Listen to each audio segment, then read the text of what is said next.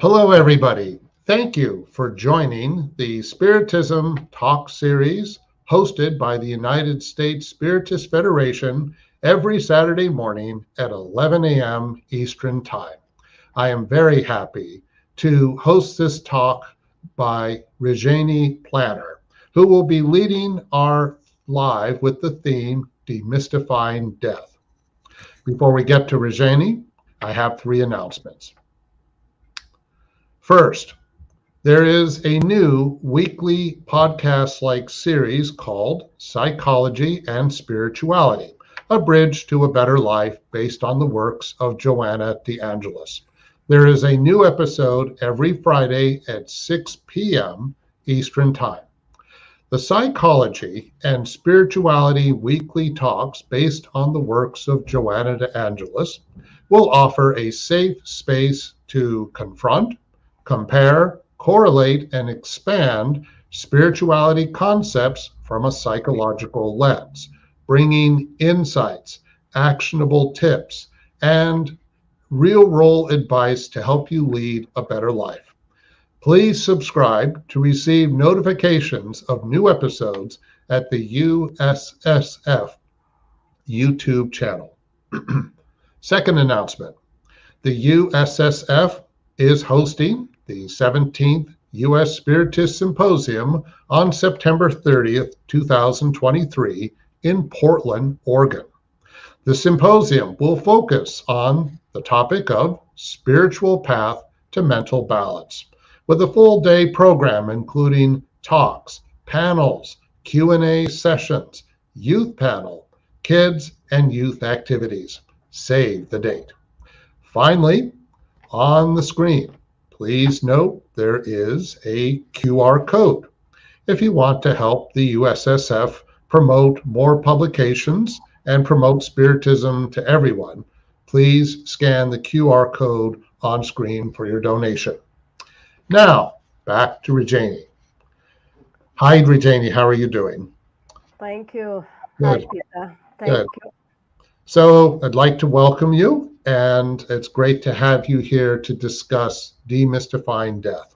But before she begins to enlighten us, please allow me to introduce her more formally.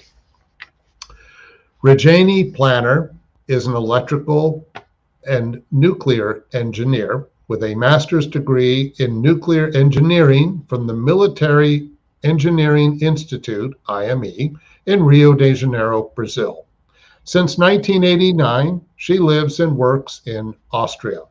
A retiree from the International Atomic Energy Agency, IAEA, she worked for 27 years at various positions in nuclear energy and nuclear safety and security. She was a long-term member of the IAEA Publications Committee, having coordinated dozens of publications and published several technical journals. A writer and poet, she has contributed articles to several Brazilian Spiritist magazines, among them Presença Espírita, Revista Internacional do Espiritismo Internacional, Momento Espírita, and O Reformador. She is also a co-founder and vice chair of the Association for Spiritist Studies, Allan Kardec. That's in Austria. So please take this opportunity to send your questions during the presentation using the chat window. REJANE has reserved time to address your comments and questions once she concludes her presentation. Okay, so REJANE, it is all yours. Okay, thank you. Good morning or good afternoon, everybody. I hope you have a nice sunny day as we have here in Austria. First, I would like to thank you for this invitation. I'm glad and happy to be with you. I think Peter read quite a lot of myself, but I'm a very simple and humble person, I hope. Since 2015, after I retired from my professional work, I've been dealing more and more with research between science and the spiritism, not spiritualism, trying to reach those who have a more materialist mind. This is why what I'm bringing today here to you is a view between spiritism and some knowledge, some of the scientific views on the subject. Not to go too much on the science, but on the contrary, to bring to those who don't know spiritism a little bit of the connection, the interface, and how spiritism could be seen as a science. The subject of our talk is death. It's a very difficult subject. It's something that nobody wants to talk about, but everybody will have to face once. As we die, as we are born once, we will die. This is the only thing that we have to face that is determined in our life. It's interesting for me, and I think for you too, that this death, as we face it, or we just face it, is everywhere in our planet. Nature is full of dying and being born, life and death. And even if we want to hide this face of life, let's say in this way, we cannot, because we are confronted with this cycle of life. The fear of death is, in my opinion, and in the opinion of Allan Kardec, the codifier of Spiritism, is the fear of the unknown. It is the uncertainty of what exists after this life, this earthly life, and also added with the guilt for the faults that people committed and sometimes are reading only he or she knows. Also for the suffering that sometimes we inflict on others, or crimes committed that remain, as I said, hidden, and the individual, of course, knows about. Also, many people, they fear what they say, the divine judgment, the settling of accounts, let's say in easier ways, no? Which this individual presumes will happen when he dies. There is a lot of religions, beliefs, and different ways of looking life. The materialist view, the religious view of life, but fear of death has been with the humankind from the beginning. Survival is our goal. That means it's quite normal that we fear losing our body, physical body, what we can grasp, what we can see it. The soul is something that we cannot see. And for those who don't understand the spiritual life or the spiritual side of life, it's very difficult to grasp. Kardec said that the fear of death, therefore, results from an insufficient knowledge of the future life. It also denotes aspirations for the continuing of this existence and the anxiety lest the destruction of the body should be the end. I will not read, but it's the desire to survive. And survival is one of the goals of any, not only human being, of any beings in this planet. We want to survive as a species, as an individual. The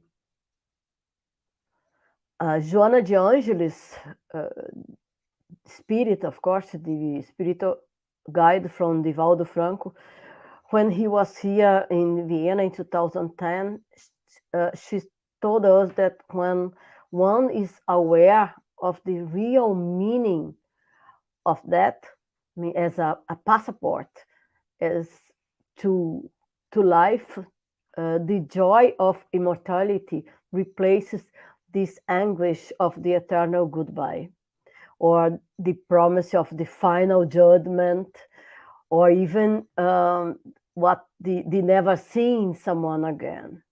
Means knowing that this life continues in the next life, and knowing that the circle of life is on being born and dying, and again incarnation, reincarnation.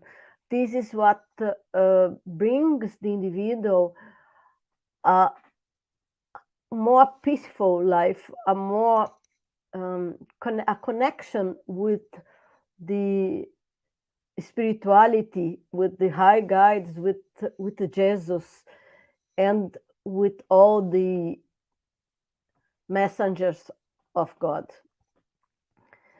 The second point I'd like to make is that in the nature, death means renewal. The nature renews itself constantly. There is why no one in nature, no other living being in this planet argues about death. Only we human beings.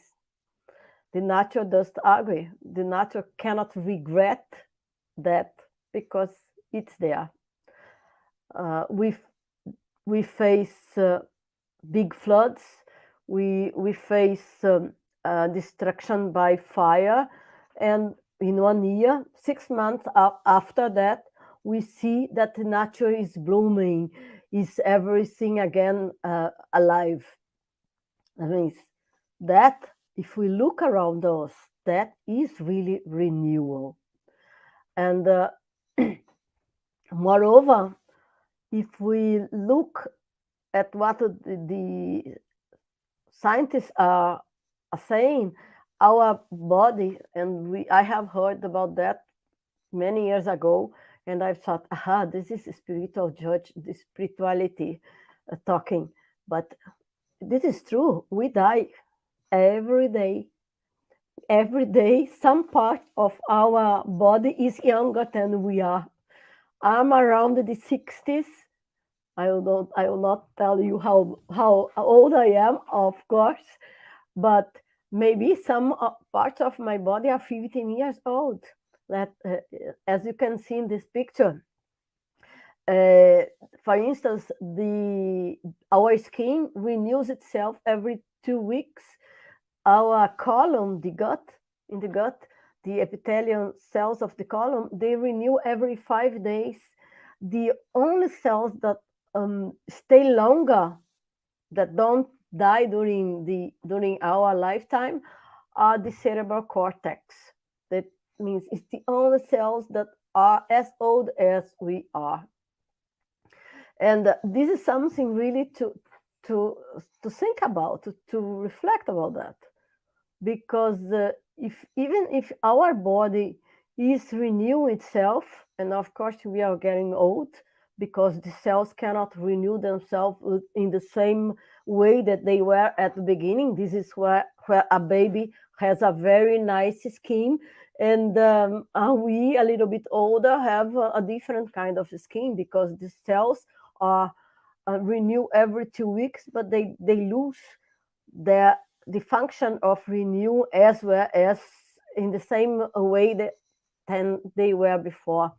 And the scientists explain that too, but I will not talk about that here. It would go beyond our talk. The other important thing to understand about that is that if in the past it was difficult to determine when death really occurs, today the science already, or the medicine already established that we have two ways of looking at that: the clinical death and the biological cerebral, or like we see in American English, the medical death. The clinical death would be that when the heart functions and the respiratory functions stop. However, if they can return, that means if they are reversible, the individual is not dead. Only if there is a irreversible cessation of cardiac and respiratory function, then that occurs. This way of determining that an individual is dead lacks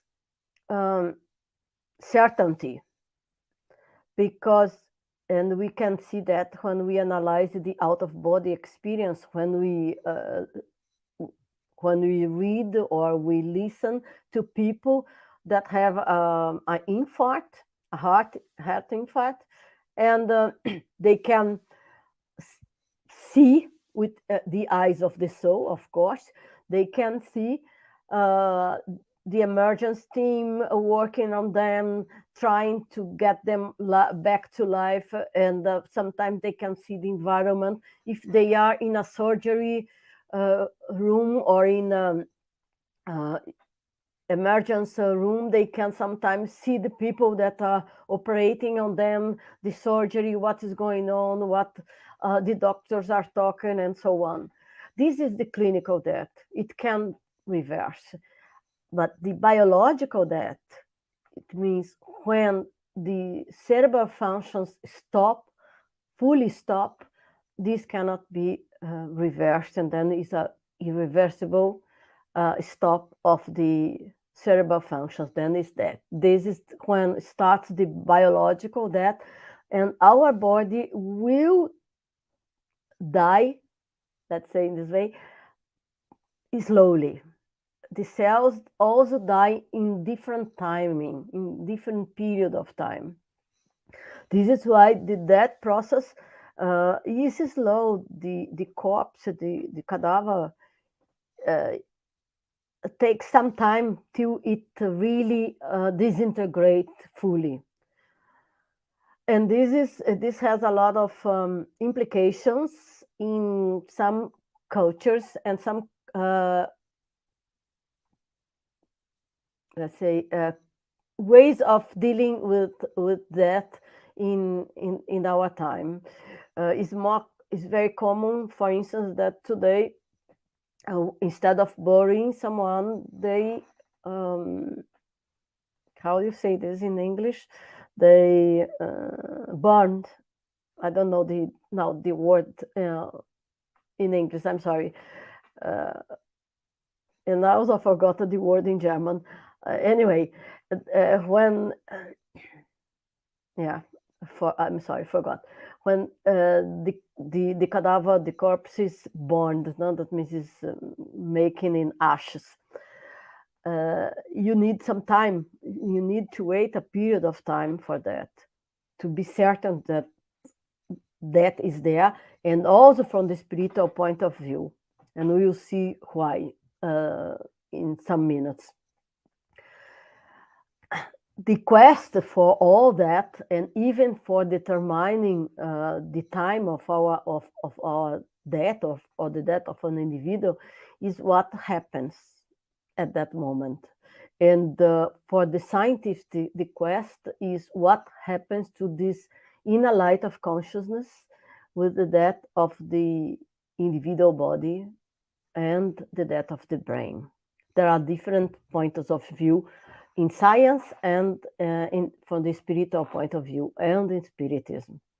But we'll see that a lot of scientists, a lot of top scientists already converge to understand, and to the understanding that our consciousness, the spirit, does die. It remains, it lives, it is immortal. And this is one of the most important understanding that we as individuals will have in our life. It changes our behavior. It changes our perspective of life.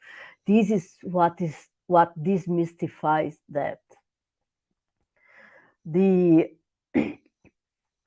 As I said, there are different views in science, those that have a materialist view, those that already understand that the soul exists and the soul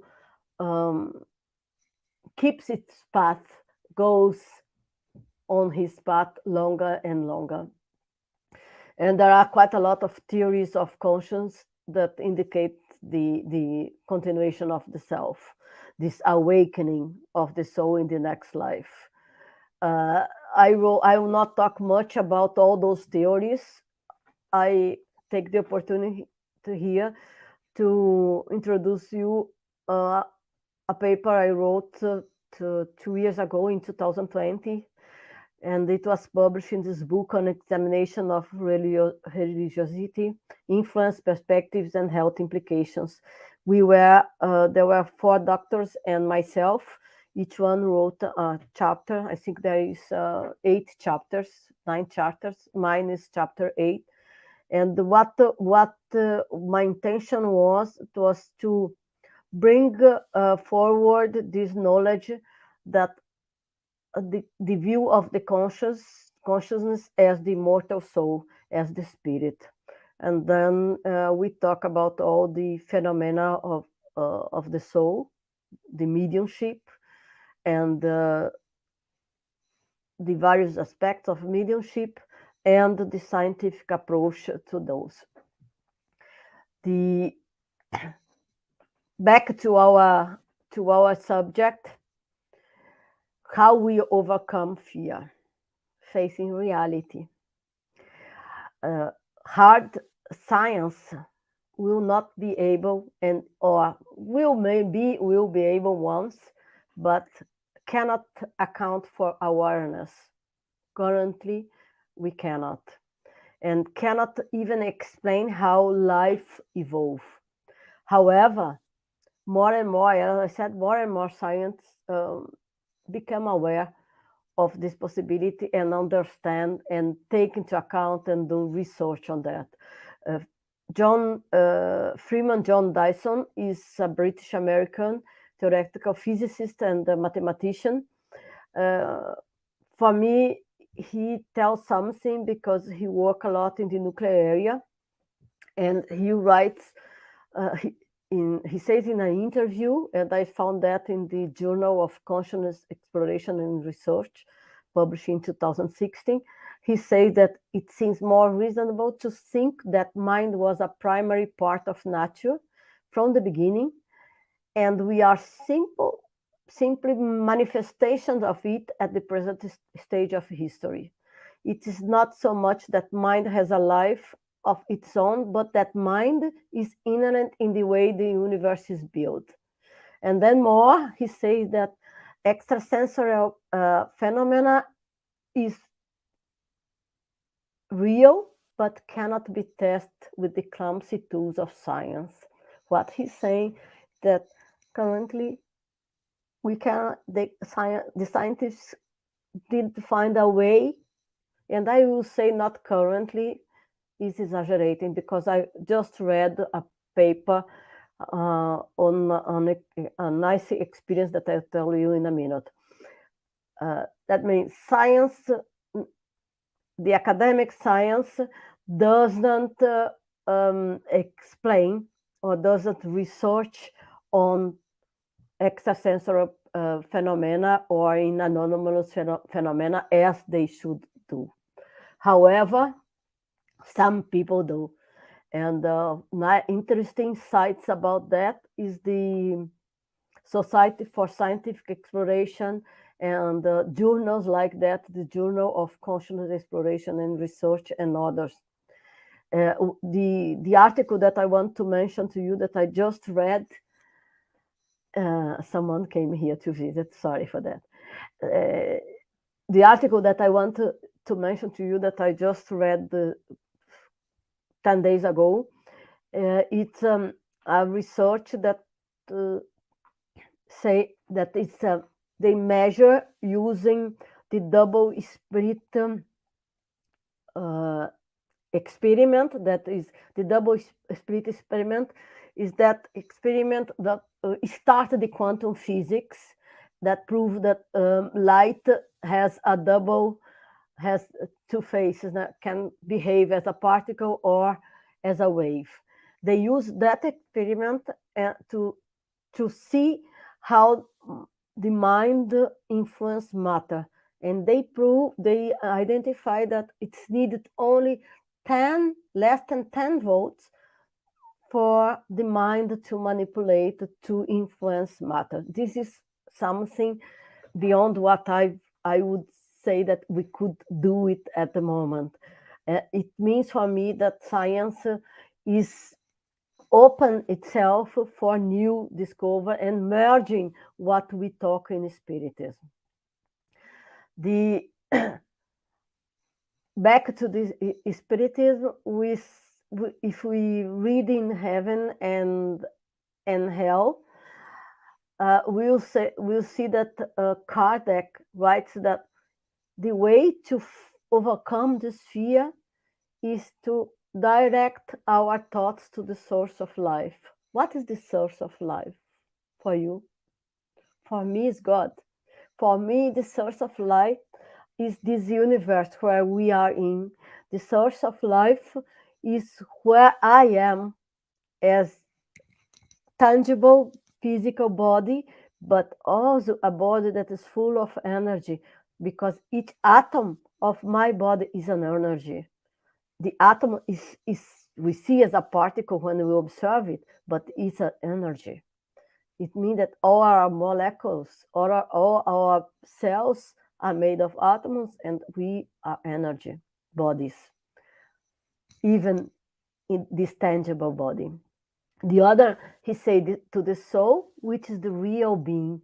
Recognize that the soul is what we are. I, Rejane, I'm here talking to you, but who I am? This soul that went for thousands of lives till it come to this stage is still a very humble, a very ignorant soul, but with a perspective of learning the divine laws and growing in knowledge and in moral, becoming more in harmony with the universe. This is our path, recognizing that immortality and that we survive is what enable us to overcome fear. How can I tell that to a materialist? He or she will have to understand by themselves, by himself, by herself. How can I tell someone that I don't believe I know? They will say, how can you prove it? And then we come back to the Spiritism and back to the phenomena that I will talk in few minutes. From the spiritual point of view, that occurs when we lose this principle vital, when there is nothing that can vitalize all the functions on our body. This is what Kardec says in the Genesis. He says that, of course, this can occur due to various causes: old age, infirmity, illness over a long period, or other causes leading to the general weakening and exhaustion of the vital forces. Of course, there are other types of death. An accident, the vital forces are there, and it's cut. Why it's cut? Because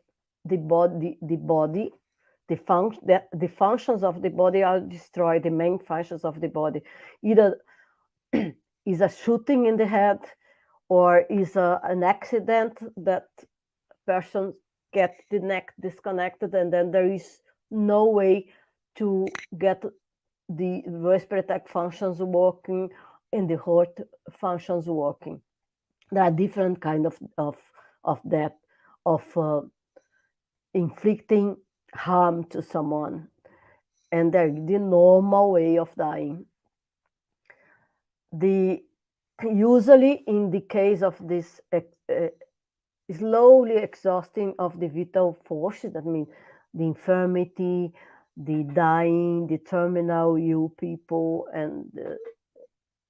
and so on, those kind of that, the conscience may decrease in the last days, the limbs may become cool and bluish or mottled, the breathing becomes irregular, there is confusion, the individual sleeps and get awake and then sleep for long hours. They cannot coordinate well what they are seeing, but these are the physical signs in a dying person, in a terminal person.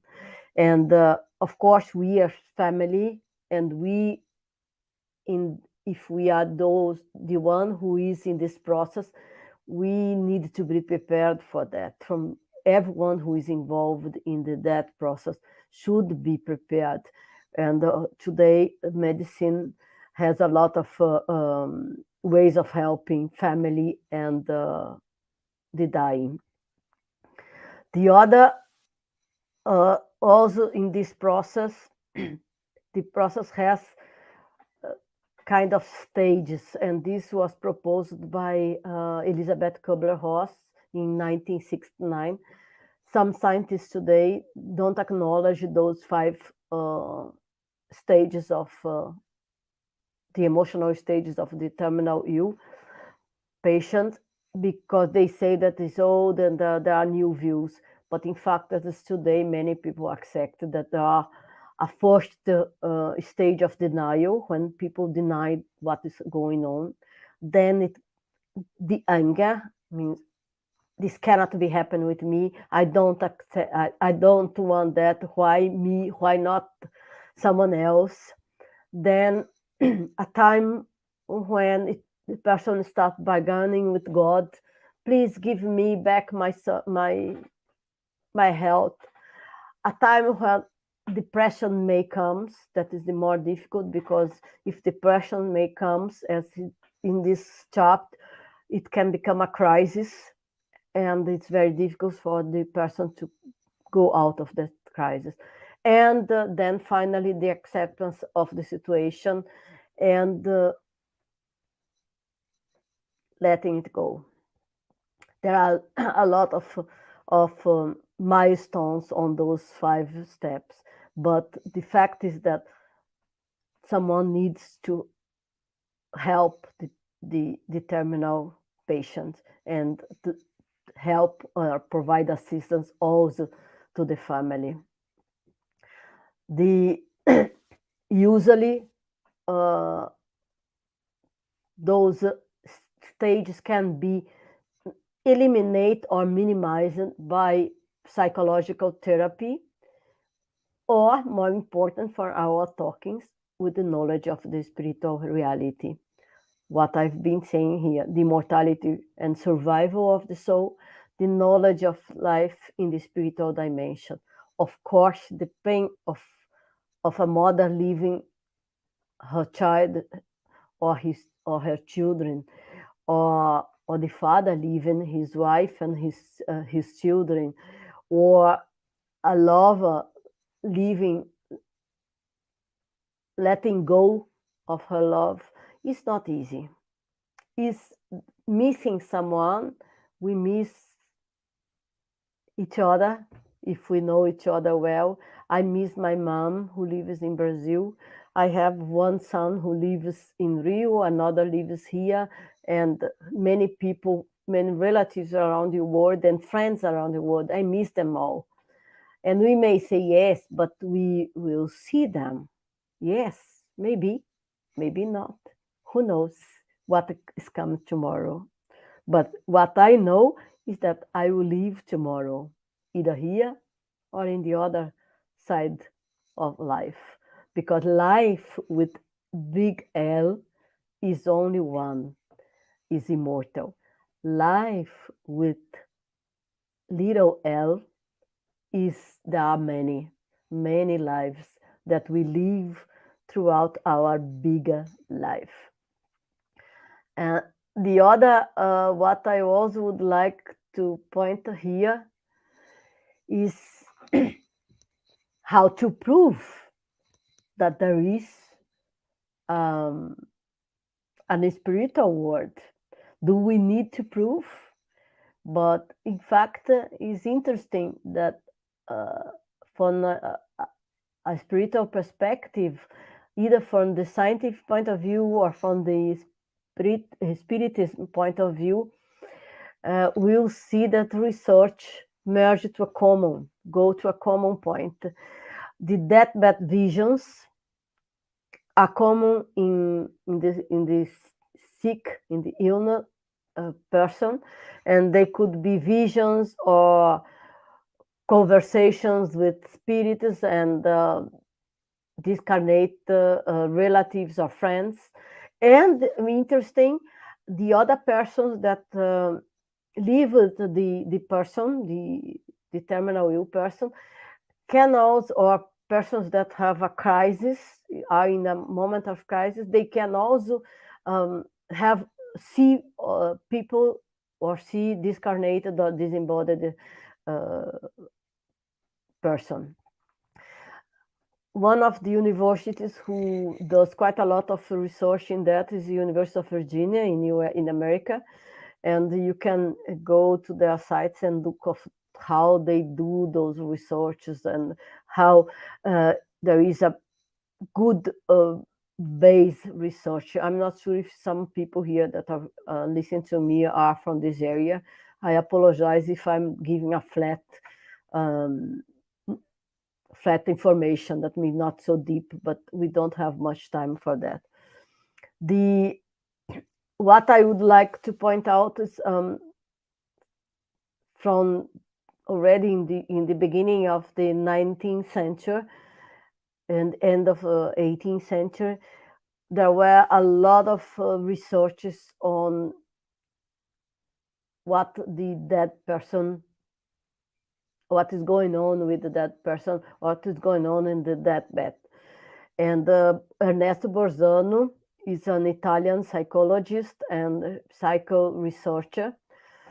He is one of the researchers who collect quite a lot of material, like also Gabriel Delany did that too. Gabriel Delany before him. But he identified 5 types of apparitions of diseased persons. The first one, only the dying person perceives the spirit. Some of them he didn't or she didn't know had already disincarnated.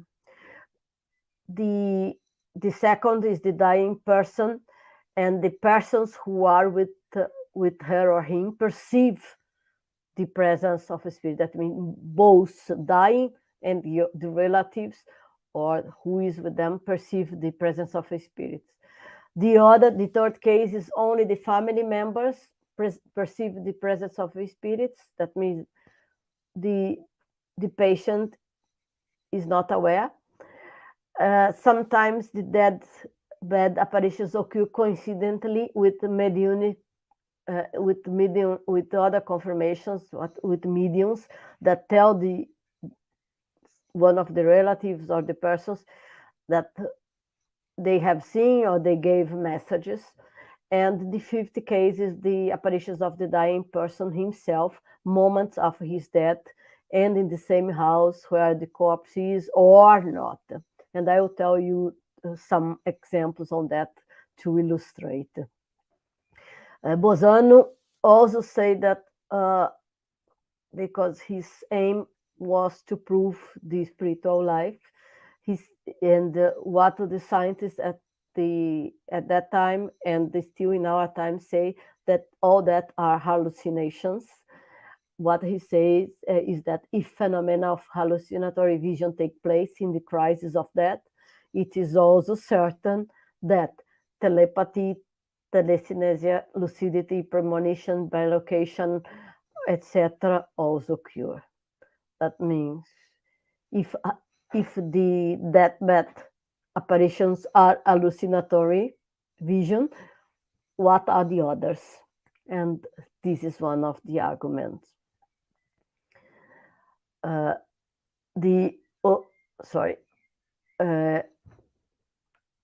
I told you that I would tell some examples. I myself have experienced some interesting event. The first one, it was just when after I came to Vienna. I came here in 1989, and I was living in a house with 2 floors. And in the morning, I sent the kids to school, and I still have some time to go for a short sleep, or my husband would send them, and I would have half an hour, 1 hour sleep. And one of those days, I woke up, the kids have left, and had left with my husband, and I woke up with the voice of my grandmother calling me in the way that she called me. And I woke up, looked, and I said, oh, I'm dreaming, and slept again. 15 minutes later, I woke up with a call. The telephone rang. At that time, there was no mobiles. I had the telephone near my bed, and my auntie in Brazil, she lived in Porto Alegre with my grandmother. She tells me, Rejane, are you awake? I said, not really. And then she thought, then please be quiet, but Granny died. And I only told her, yes, I know. Because as you say, immediately I understood what happened. The other cases also happened with someone I know quite well, a friend of mine. He had an interesting and very seldom problem. He had an infection in 1 or 2 teeth. I don't remember, 1 tooth or 2 teeth, I don't know, in the mouth. And he didn't pay much attention. He went to the dentist. They made a treatment, but probably inflamed. They gave him antibiotics, but didn't work. And he had septicemia. In a week, he went to the hospital, but he was really very ill. And although the family thought that he would survive, 2 days before he died, he told his wife, don't bother, don't worry with me. My mom and my father are here with me, and they will come to take me. He was very spiritual, but she was not. And in fact, 2 days after, he passed on. And the third is the story of a young boy who was also terminal ill, and he tells his mom that his father came to visit. His father had passed away many years ago, and the mother say, "Oh, my son, you dreamed about that. Don't worry, you are getting well, and this is quite normal also that the people get well just before dying." And there is an explanation about that. And he said, "No, Mom. He told me that in next week or in 2 days, 3 days, he will come to visit me again." and exactly the date that he told his mom that his father would come, he died. This is communication and premonition in the deathbed. Three simple examples. There are plenty of examples, even in the internet, but in books written by Gabriel Delony, by Ernesto Borzano, by Leon Denis in the Spiritism literature. And if you look in the scientific point of view, you may find some too. The other way of looking to the survival of the dead is studying or looking at understanding the out-of-body experience. The out-of-body experience and the communications of spirits who bring back the message of how they pass to the next stage of life are very similar. The meeting with the family members or with friends, the seeing a tunnel of light, hearing voice or a voice taking them to the path, to the new path, seeing and hearing what was going on when the health professionals attempted to save their lives. These are all features that appear in the out-of-body experience. That means when someone is declared clinical death, but survived and come back. There are classical examples of that. Interesting is that each individual has or will have its way of passing on, of dying, just as leaving the physical body is different. Everyone experiences an out-of-body experience different, an OEE, different than the other individual. Each death is also individual. Each human being is an individuality with a very specific level of consciousness.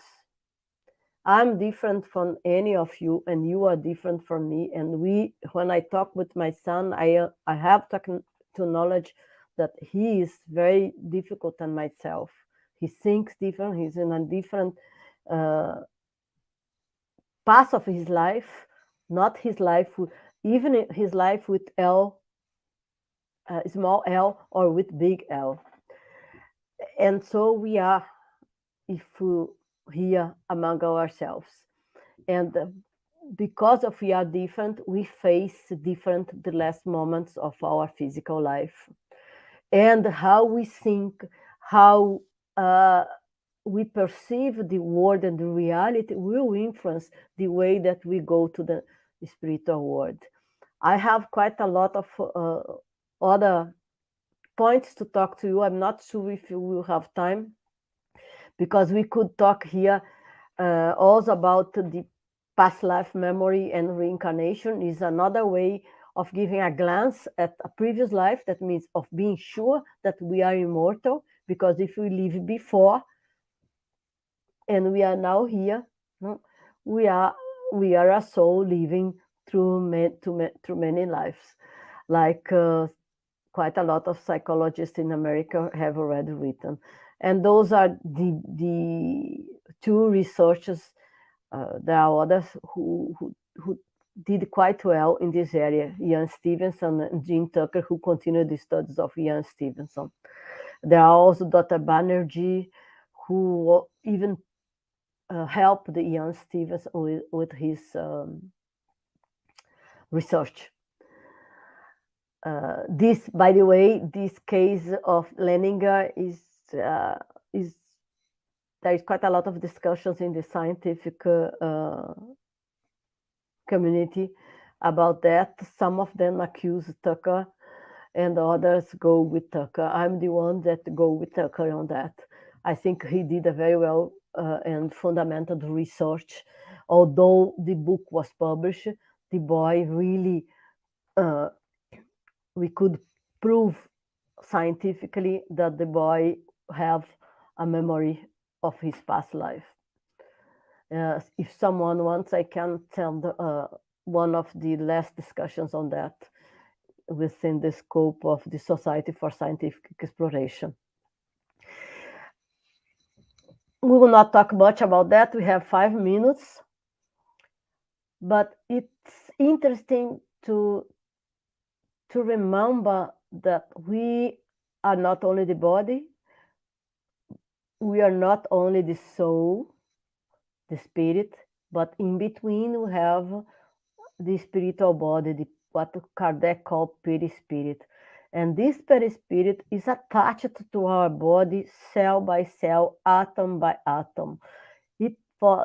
This means that when it needs to free itself from the body, it also will free itself little by little, or cell by cell, organ by organ, and it takes time. And how Kardec says in Heaven and Hell, it says that the separation is complete and final only when not a single atom of the perispirit is connected to any one molecule of the body. In this histogenesis, the spiritual histogenesis, of course, the perispirit gets a new physiology, more adequate to the spiritual world, with elements appropriate for nutrition and sexual function. And who talks very well about that, who brings the knowledge about that, is André Luiz through the mediumship of Francisco Cândido Xavier.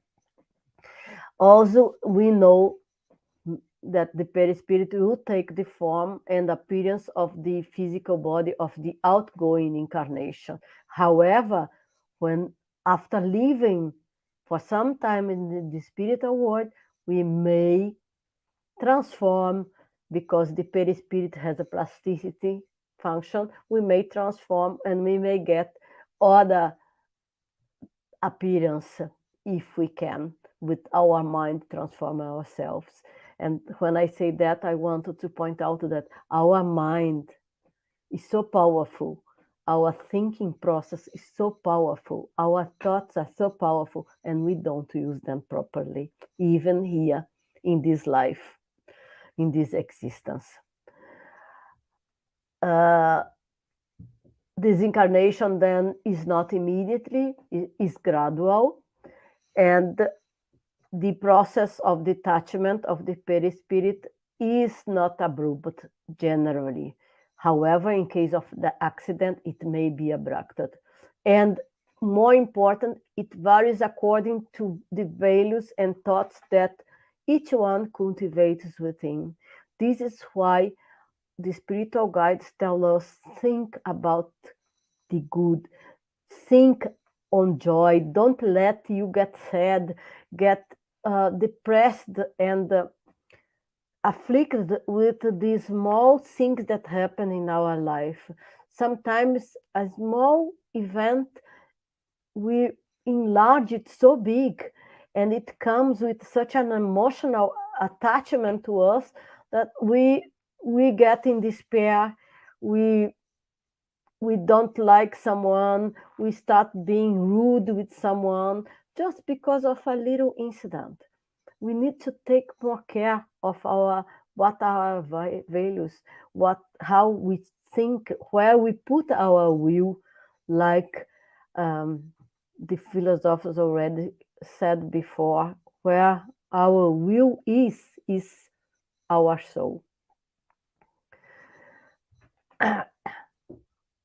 To finalize, I think I have said already about that the suffering that accompanies death will depend on the adhering force that binds the body to the perispirit, and to weaken this force, to accelerate the speed of this disengagement process, is with ourselves, is everything that we can make to help that that this process is better for ourselves. And the way of helping this process is prayer. When we pray, we get in harmony within ourselves and with our spiritual guides, and we allow them to come near us. The process that happens in this end of life, usually are those 5 processes, is the importance of prayer. And we will see if you read, and I will not have time to do that here, but if you read in the Workers of the Life Eternal, from Francisco Cândido Xavier by André Luiz, Spirit, the disincarnation of Dimas is a classical event of disincarnation, but the process of Dimas' disincarnation is a very natural process, but it tells us all the paths or how he perceives the action of his prayer, how he calms himself, how he allows the spiritual guides, the assistants, to lose the ties of the perispirit to his body, and the relaxation that comes, the coma that he gets in propositally, that he gets in this coma, that he does influence the process. And sometimes we say, the terminal person now, he gets, he will not die any longer. He got his back, he got his health back. It's just a phase sometimes. Sometimes it's true, sometimes it's just a phase. The last phase that everyone goes quite to keep their lives again, and the ill patient is alone and can pray, can sleep, and the spiritual guides can act on the final release of the perispirit, of the spiritual body. What I would like to show here is that there is quite a lot of talking about how the disincarnation, the disincarnation processes. Many people and some spiritualistic views say that the disincarnation is through the thorax. Is not. The perispirit is released through the crown chakra to the first the head, with as André Luiz reports, with an intense golden violet light, absorbing much of the milk-like substance, the ectoplasma, that is released from the body, and then forming, or the vital force as we wish, and then forming the new body, the spiritual body, and the light losing its brilliance as it spreads through the new body, because usually as incarnated we don't have much light. We'll get our light when we go to the spiritual life and we start again working within ourselves. Very few people in this existence has a lot of light, like Francisco Cândido Xavier, or maybe Mother Teresa of Calcutta, Gandhi, and others. This picture I want to show you because it shows Dimas in this story after the disincarnation process, not fully because he has some tights, you can see in the picture, that with the crown chakra, but with his mother, with the help of the mother who was already in the spiritual life, holding him and getting him in with love, that he could rest and go through the funeral period and all this hard and difficult period for family and for the individual who is disincarnating.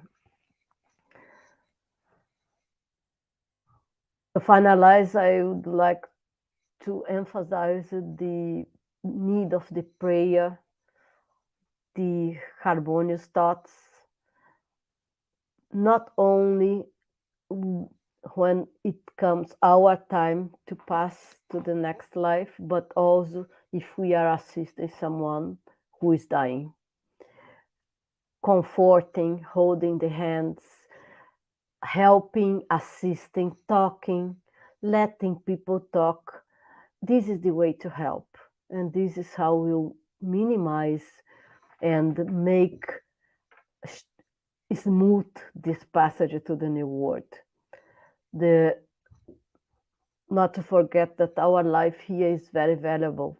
It provides us with a lot of educational experience.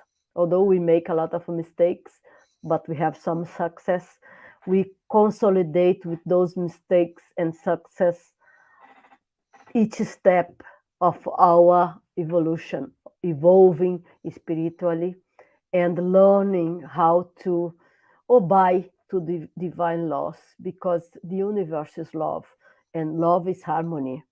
And I use each stone that we threw in the pond of this universe, in the lake of the universe, makes a disturbance. And then it's better to send only love and to live with love within and to our friends and companions, as Jesus told us to do. Thank you.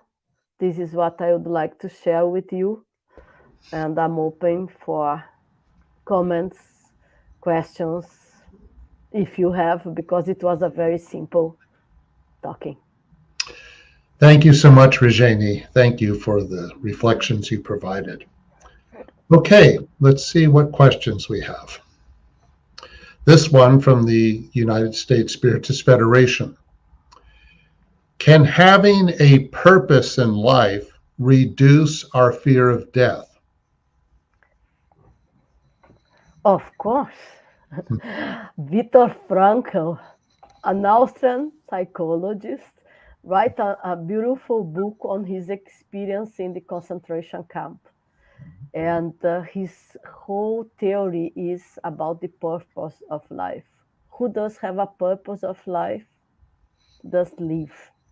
Means having a purpose of life reduce our fear of life, of course. And also having a purpose of life makes easy for us to live in this disturbed world that we are in, with so much suffering, terrorism, wars, uncertainties. When we focus, we let the other things go. And focus is having purpose. Yes, that is the book Man's Search for Meaning by Viktor Frankl. Okay, next question. This is from the U.S. Spiritist Federation. A lot of testimonies of near-death experiences talks about seeing the light or walking towards the light. How does Spiritism explain this? I love that question. That is very interesting. And I've thought a lot about that.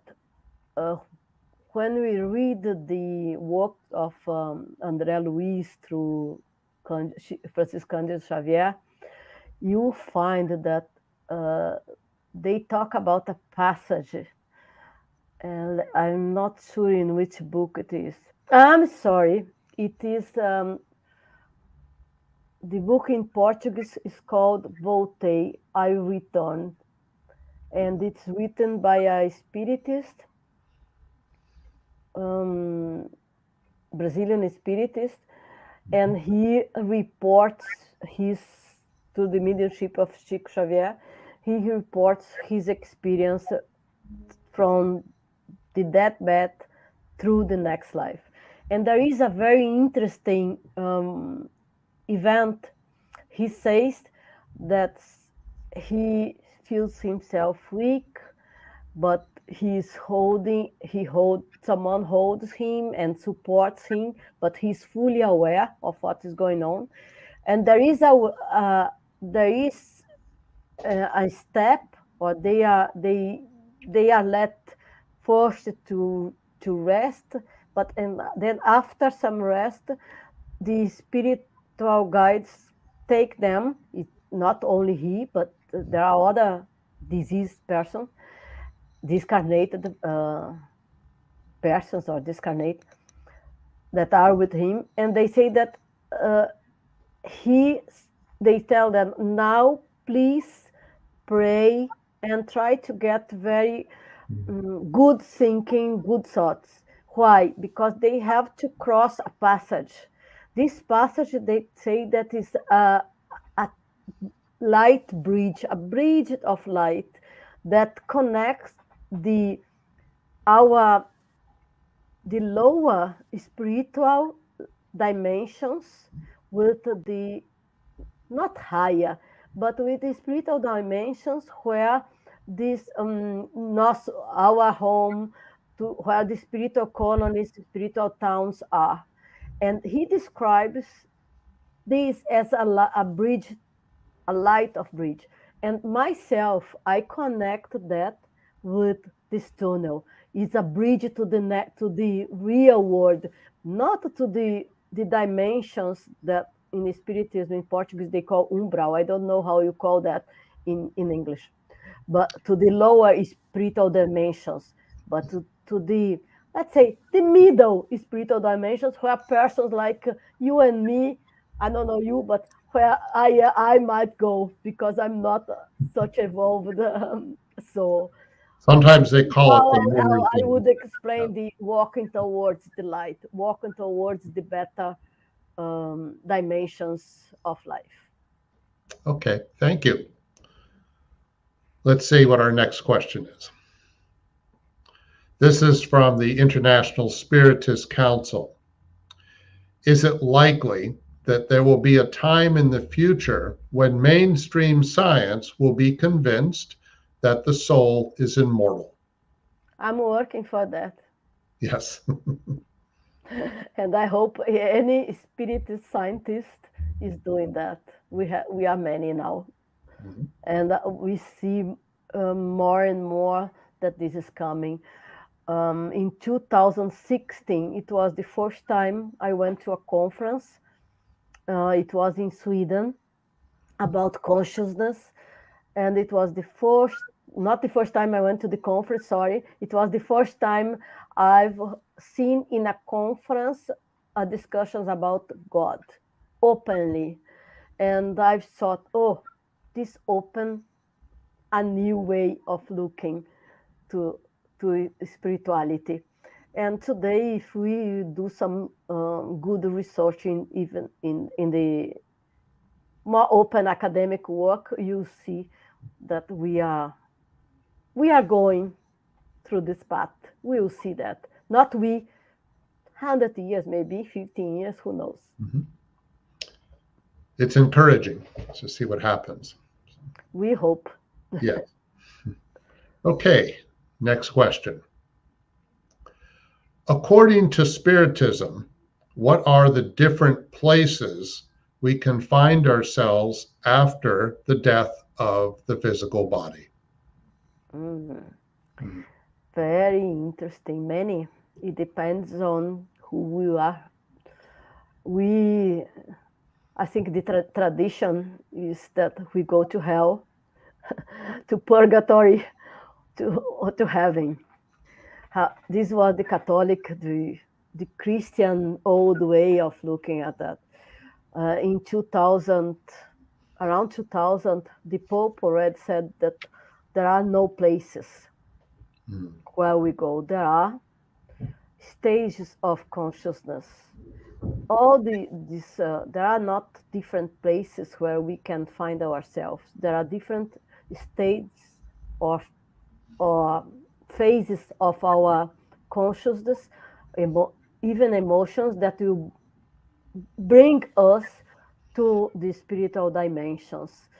Even Chico Xavier already said that there are the spiritual reality, the spiritual world, is not a place like we see here on Earth. The water is different than our water, but we call water, and there are different places. We say usually we say that around our planet there are different dimensions. Those that are more closer to the Earth, to this dimension that we live, that interfaces with our thinking, and those beings that connect to the most common persons in life, they live quite near with our reality. But as much as you evolve in your moral, in your control your emotions, we are going to different conscious states. Conscious states, sorry. Okay. I mean, we could talk about that also as dimensions, spiritual dimensions, and then it would be the same. I think.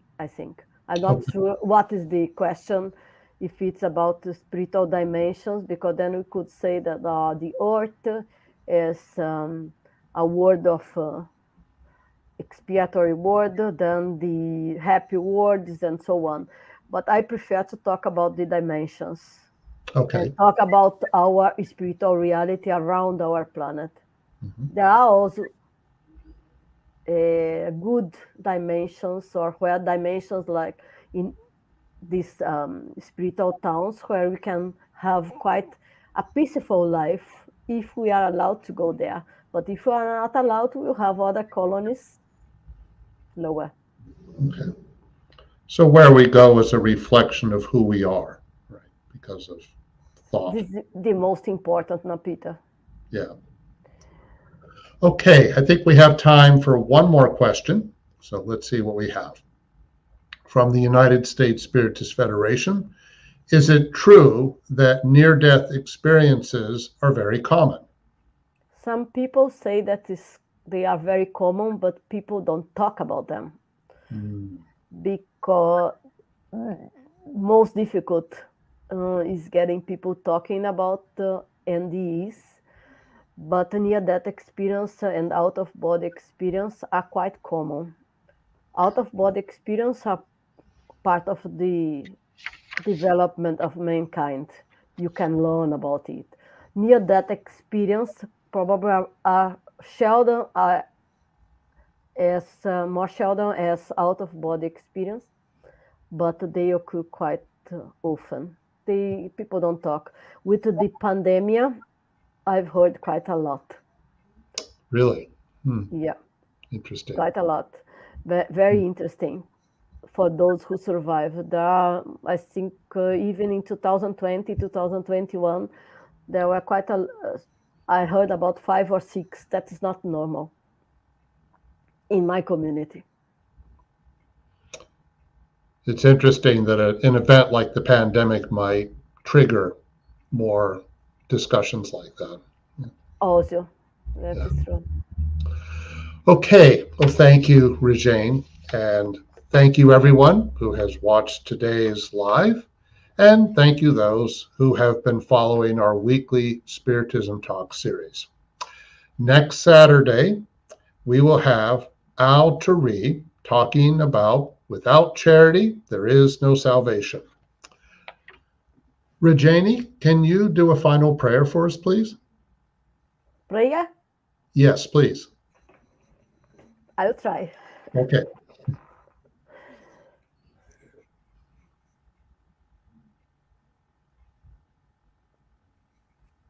When I close my eyes, I see the light. When I close my eyes, I look for the divine presence that is with me, that is with us. When I look to the sky, I find a star that brings me to another world. And I pray to God, please bless our earth, minimize the suffering, if possible, give love and reasoning to those who have power to stop the war, to lessen the terrorism, to give the children and the youth the chance to live in a peaceful world.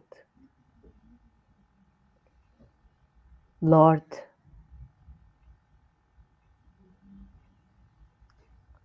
hear to us, listen to us, and make our paths enlightened with your love. Thank you. Thank you.